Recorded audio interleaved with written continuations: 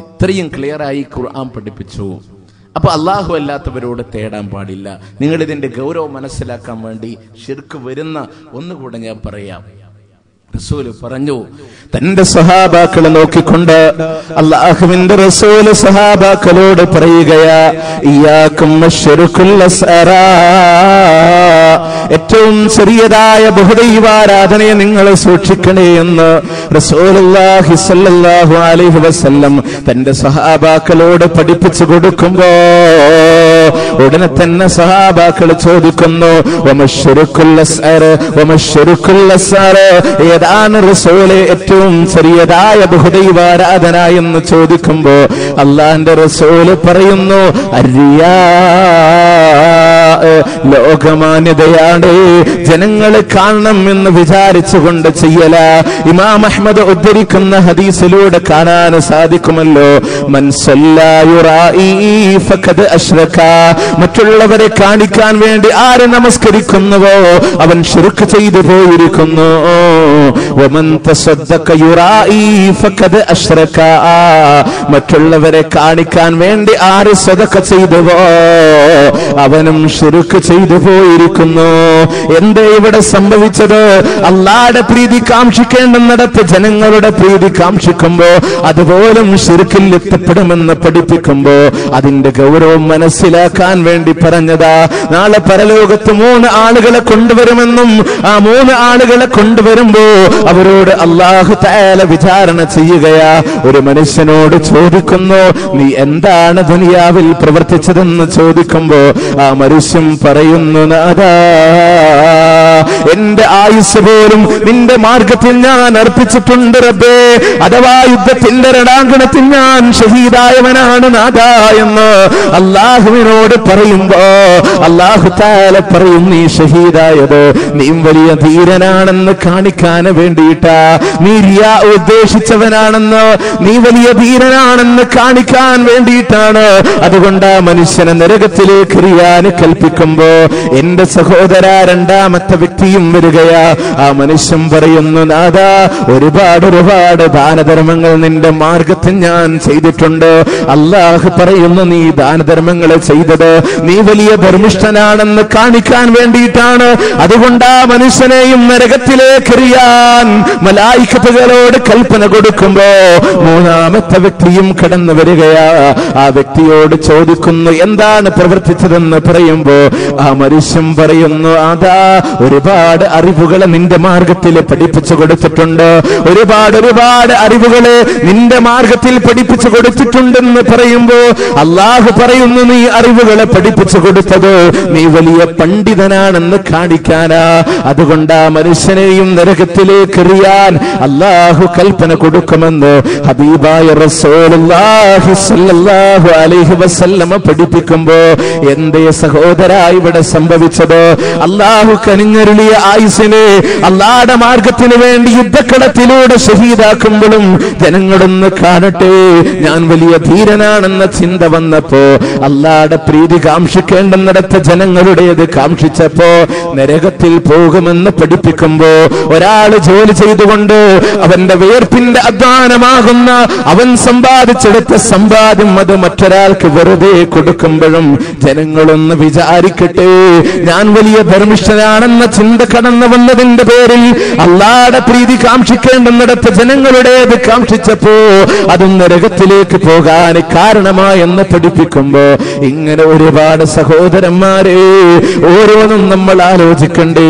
ഖുർആനും ഹദീസും ജനങ്ങളോട് പറയുമ്പോ, ഞാൻ നിങ്ങളോട് സംസാരിക്കുമ്പോ എന്റെ മനസ്സിലുള്ള ചിന്ത ഞാൻ വലിയ പണ്ഡിതനാണെന്ന് നിങ്ങൾ ധരിക്കണം എന്ന ചിന്തയാണ് എന്റെ മനസ്സിൽ കടന്നു വരുന്നതെങ്കിൽ നാളെ നിങ്ങൾ സാക്ഷി എന്റെ കാല് പിടിച്ചുകൊണ്ട് നരകത്തിലേക്ക് വലിച്ചെറിയപ്പെടും എന്ന യാഥാർത്ഥ്യമാണ് ഈ ഹദീസുകളിൽ നിന്ന് നാം പഠിക്കുന്നതെങ്കിൽ അല്ലാഹുവിന്റെ പ്രീതി കാംക്ഷിക്കേണ്ടുന്നിടത്ത് ജനങ്ങളുടേത് കാംക്ഷിക്കുമ്പോ നരകത്തിൽ പോകുന്ന പറയുമ്പോ അല്ലാഹ്ക്ക് മാത്രം കൊടുക്കേണ്ട പ്രാർത്ഥന അത് സൃഷ്ടികൾക്ക് കൊടുക്കുമ്പോ അവന്റെ അവസ്ഥ എന്താ?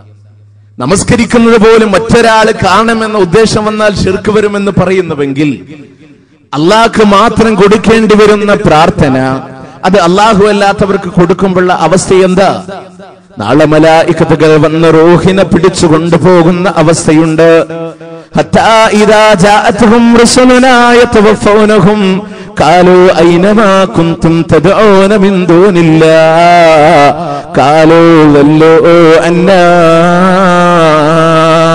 ഹത്താ ഇദാ ജാഅത്ഹും റസൂലുനാ യതവഫൗനഹും നമ്മളുടെ ദൂതന്മാർ അവരുടെ റൂഹിനെ പിടിക്കാനായി വരുമ്പോ കാലു അവർ ചോദിക്കുന്നുണ്ട് ഐനമാ കുൻതും തദഊന മിൻ ദൂനില്ലാഹ്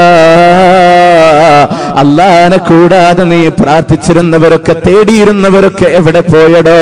കാലു അവർ പറയുന്നുവല്ലോ അന്നാ അവരൊക്കെ ഞങ്ങളെ വിട്ടുപോയിരിക്കുന്നു, അവരൊക്കെ ഞങ്ങളെ വിട്ടുപോയി എന്ന് ആ സമയത്ത് മലായികത്തുകളോട് പറയുമ്പോ എന്റെ സഹോദര ഇനി തിരിച്ചു വരാൻ അവസ്ഥയില്ലല്ലോ. ഭൗതിക ലോകത്തിൽ ഇനിയും ഒന്ന് ജീവിച്ചുകൊണ്ട് പേരിന്റെ ഹക്കിന്റെ പാതയിലൂടെ ജീവിച്ചുകൊണ്ട് തൗഹീദിൽ അടിയുറച്ചു നിൽക്കാൻ നിനക്കിനി ആയുസ് നൽകാതിരിക്കുന്ന സമയത്ത് ആ മരണത്തിന് മുമ്പ് ആലോചിച്ചോ. അതിനാണ് പ്രമാണങ്ങൾ ഇത്രയും വ്യക്തമായി പഠിപ്പിച്ചത്. ആ മലായികത്തുകൾ വരുമ്പോ നിന്നോട് ചോദിക്കുന്നു ഐനമാ കുൻതും തദഊന മിൻ ദൂനില്ലാഹ് അല്ലാഹനെ കൂടാതെ നീ പ്രാർത്ഥിച്ചിരുന്നവരൊക്കെ എവിടെ പോയടോ? പരിശുദ്ധ ഖുർആൻ ഒരുപാട് നിന്നോട് ആവർത്തിച്ചു പറഞ്ഞതല്ലേ. സൂറത്ത് ജിന്നിലൂടെ കാണാം വഅന്നൽ മസാജിദ ലില്ലാഹ് ഫലാ തദ്ഉ മഅല്ലാഹി അഹദാ വഅന്നൽ മസാജിദ ലില്ലാഹ് നിശ്ചയമായും പള്ളികളെല്ലാം അല്ലാഹുവിനുള്ളതാണ്. ആകയാൽ ഫലാ തദ്ഉ നിങ്ങൾ തേടിപ്പോകരുത്, പ്രാർത്ഥിച്ചു പോകരുത് മഅല്ലാഹി അഹദാ അല്ലാഹുവോട് കൂടെ, അല്ലാഹുവോട് കൂടെ, അല്ലാഹുവോട് കൂടെ മറ്റാരോടും നിങ്ങൾ ദുആ ചെയ്തു പോകരുത്. അല്ലാഹനെ മാറ്റിവെച്ചിട്ടെന്ന് പറഞ്ഞില്ല. അല്ലാഹുവോടും മറ്റുള്ളവരോടും എന്ന രീതിയിൽ ഒരിക്കൽ പോലും നീ തേടിപ്പോകരുതേ, ഒരിക്കൽ പോലും നീ പ്രാർത്ഥിച്ചു പോകരുതേ എന്ന് ദൈവത്തിന്റെ പ്രമാണമല്ല നമ്മളോട് പഠിപ്പിച്ചു തരുന്നത്. ആകയാൽ സൃഷ്ടാവായ തമ്പുരാനോട് മാത്രമായി തേടിക്കോ, അവനോട് മാത്രമായി സഹായം അഭ്യർത്ഥിച്ചോ. അല്ലാഹുവിന്റെ റസൂലിനെ അയച്ചുകൊണ്ട് ആ പ്രവാചകൻ സല്ലല്ലാഹു അലൈഹി വസല്ലമയോട് ലോകത്തോട് പ്രഖ്യാപിക്കാനായുള്ള കൽപ്പന കൊടുക്കുമ്പോ പരിശുദ്ധ ഖുർആൻ പറയുന്നതായിട്ട് സൂറത്ത് ജിന്നിന്റെ 20-ാമത്തെ ആയത്ത് കാണാൻ കഴിയുമല്ലോ. ഖുൽ ഇന്നമാ അദ്ഉ റബ്ബി വലാ ഉശ്രികു ബിഹി അഹദാ. ഖുൽ നബിയെ താങ്കൾ പറഞ്ഞുകൊള്ളുക ഇന്നമാ അദ്ഉ റബ്ബി ഞാൻ എന്റെ റബ്ബിനോട് മാത്രമേ തേടുകയുള്ളൂ, ഞാൻ എന്റെ റബ്ബിനോട് മാത്രമേ പ്രാർത്ഥിക്കുകയുള്ളൂ. വലാ ഉശ്രികു ബിഹി അഹദാ അവനോട് യാതൊന്നിനെയും ഞാൻ പങ്കുചേർക്കുകയില്ല എന്ന് പ്രഖ്യാപിച്ചു കൊള്ളുക റസൂലേ എന്ന് പറയുമ്പോ അല്ലാഹുവിനോട് മാത്രമേ ഞാൻ തേടുകയുള്ളൂ, അല്ലാഹുവിനോട് മാത്രമേ ഞാൻ പ്രാർത്ഥിക്കുകയുള്ളൂ, അവനോട് മാത്രമേ സഹായം തേടുകയുള്ളൂ എന്ന് അല്ലാഹുവിന്റെ റസൂല് തന്നെ പ്രഖ്യാപിക്കുമ്പോ ആ പ്രവാചകൻ സല്ലല്ലാഹു അലൈഹി വസല്ലമ നമ്മളോട് പഠിപ്പിച്ച ഹദീസ് എന്താ? ഇദാ സഅൽത ഫസ്അലില്ലാഹ് വഇദാ സ്തഅൻത ഫസ്തഇൻ ബില്ലാഹ്. നീ ചോദിക്കുകയാണോ അല്ലാഹുവോട് ചോദിച്ചോ. ആരോടെങ്കിലും നീ സഹായം തേടുകയാണോ എങ്കിൽ അല്ലാഹുവിനോട് സഹായം തേടിക്കോ.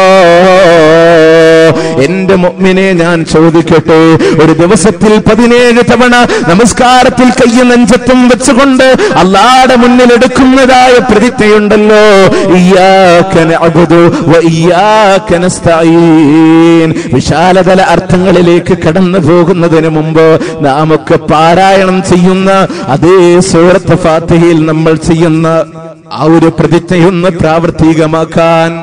ഇയ്യാക നഅ്ബുദു നാഥാ നിന്നെ മാത്രം ഞങ്ങൾ ആരാധിക്കുന്നു, വ ഇയ്യാക നസ്തഈൻ